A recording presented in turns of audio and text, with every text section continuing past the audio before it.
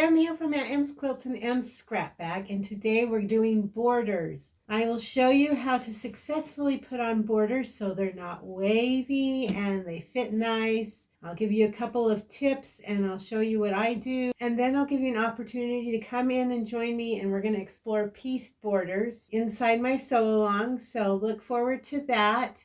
All right, thanks for watching. Remember to like and subscribe. Let's get started. Okay, we've got our quilt done and we're going to add some borders. So in a perfect world, our quilt should be the same all the way across this way and all up and down this way. But who's living in a perfect world? Tell me. So what we're going to want to do is measure in just a couple of spots to find out how wide our quilt is. Then we're going to take that number, and that's what we want for our border. So when you're putting a border on, you're going to find the end and the middle of your two sections, your quilt and your border. And then I like to pin that there.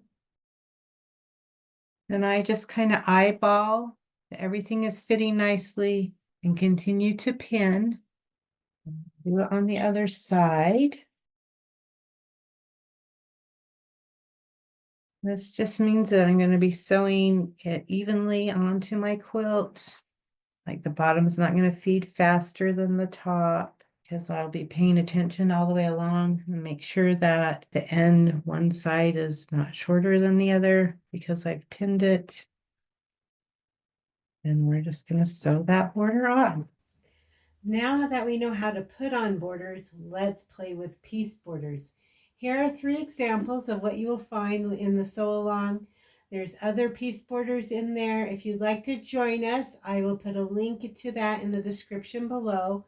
All right, let's look at these fun piece borders.